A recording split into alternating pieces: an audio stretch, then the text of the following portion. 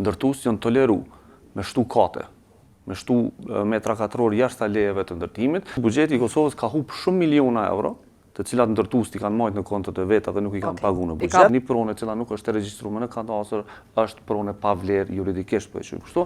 Shifra prej 350.000 ndërtime pa leje në Kosovë daton nga viti 2014 dhe 2015 dhe supozohet se kjo shifër është disa herë më e lartë. Këtë e konstaton raporti i BIN Kosova, pengesat në pjesëmarrjen e barabartë në sistemin e qeverisjes së të drejtës pronësore në Kosovë. Kreshnik Gashi nga Kallzo.com ka treguar problemet që ndikojnë në moslegalizimin e pronave. Sipas tij, kjo dukuri po shkakton kaos të madh juridik në të drejtën pronësore në Kosovë. Kur e kemi analizuar sa njerëz paguajnë tatime në raport me ndërtesat dhe pronat, që i kemi dikon mbi 900.000 tatim pagues të cilët deklarojnë tatim në pronë në vendin tonë, dhe në anën tjetër numri njësive të cilat janë të regjistruar me leje në kadastër është shumë më i ulët. Neve shifra 350.000 na del që është edhe më e madhe. Dhe kjo është një problematikë e cila edhe raporti e konstaton që duhet me marrë një zgjidhje e para edhe ligjore, për shkak se nuk mundemi me këtë ligj, me këto burokraci, na mi dhonë zgjidhje këtij problemi kaq të madh.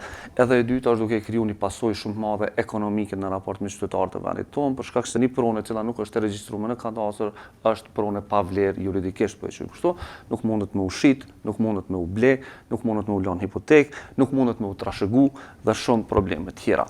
Pse i kemi këto probleme dhe pse kemi ardhur në këtë pikë? Ekzistojnë dy faktore. Para është që njerëzit në mungesë të kapaciteteve për me marrë leje të ndërtimit dhe me përmbush procesin në momentin kur është dashur me ndërtu shtëpi, i kam ndërtu shtëpit pa leje dhe sot duhet me kalu në proces të legalizimit.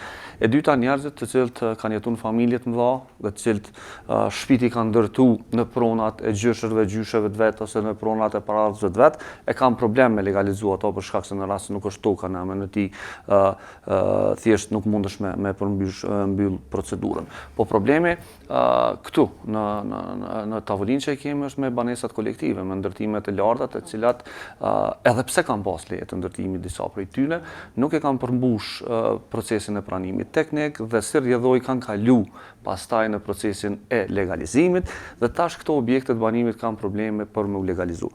Numri banesave. Pse kanë probleme, Kreshnik, se çto pse nuk po mundet mu bo legalizimi në këto ndërtesa? E kemi thonë disa herë, ka pas një skem, e kemi quajtur edhe skem bukur korruptive, ku ndërtuesit janë toleru me shtu kate, me shtu metra katror jashtë lejeve të ndërtimit, dhe kjo ka ndodhur pothuajse në secilin qytet të Kosovës, dhe si rezultati të kalimit të lejeve të ndërtimit, pranimi teknik nuk ka mujt me u bë si i tillë, për shkak se objekti është cilësuar si pa leje.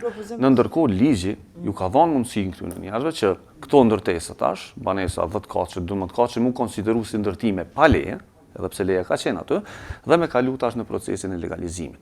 Kjo ka sjell dy përfitime shumë interesante për ndërtues, pra ata janë liru prej taksës e cila duhet mu paguën komun për lejen e ndërtimit dhe paguajnë vetëm fin për metër katror, e cila është, nëse nuk gaboj, €1 për legalizimin, që i bën që buxheti i Kosovës ka hup shumë miliona euro, të cilat ndërtuesit i kanë marrë në kontot e veta dhe nuk i kanë paguar në buxhet. I ka bu këtë tolerancë. E dyta, po prap s'po aplikojnë. Prap nuk po aplikojnë, sepse tash shteti nuk po mrin me imponuni atë dorën e fortë të cilën edhe e kemi konstatuar në raport. Dora e fortë nuk kupton që nuk mundesh me hy në banesë pa e pas pranimin teknik. Për shkak se është standard, ke hy, në rast se nuk është kry pranimi teknik, me dhëna afate të caktuara që objektet kolektive me përmbush procesin, më mirë po me qenë, ose mund zjerë jashtë njerëz. Për shkak se nuk mund me toleru që njerëzit me jetu në hapësira të pasigurta. Do me t'i nxjerrë njerëz jashtë. Tash këtu është problemi që politikanë duhet me kuptu një element të rëndësishëm. Që ta 350.000 njerëz që i kanë këto prona të palegalizuar janë hall. Dhe janë potencialisht votues të këtyre politikanëve. Nëse ndërtuesi ka pas faj që se ka po, pse me shqit njerë për i banesës? Ty në njerëzve ju zgjidhet problemi i tyre. Mbi bazën e ligjit, këta njerëz kanë me përfitu. Dhe na që po dojna ju treku njerëzve edhe me raport, po dhe në kampanja është që në momentin kur ju e keni pronën në kadastër, keni me përfitu shumë, sepse ka shumë beneficione. Kemi hasë në situata ku toka ku është ndërtuar objekti banesor, është lënë në hipotekë prej ndërtuesit dhe ajo nuk mundet me shku në legalizim, për shkak se e ka një barë prona mbrapa dhe është blloku procesi. Gashi tha se raporti BIN Kosova për të drejtat pronësore rekomandon që ligji për legalizime duhet të rishikohet dhe të shkurtohen afatet për procedurat e legalizimit të pronave, të shtohet stafi që i kryen këto procedura. Ai paralajmëroi se është shumë problem që në dekadën e ardhshme të arrihet të përmbyllet ky proces. Ky raport është realizuar me mbështetjen e Bankës Botërore në kuadër të projektit PIAKOS të zbatuar nga ATRC.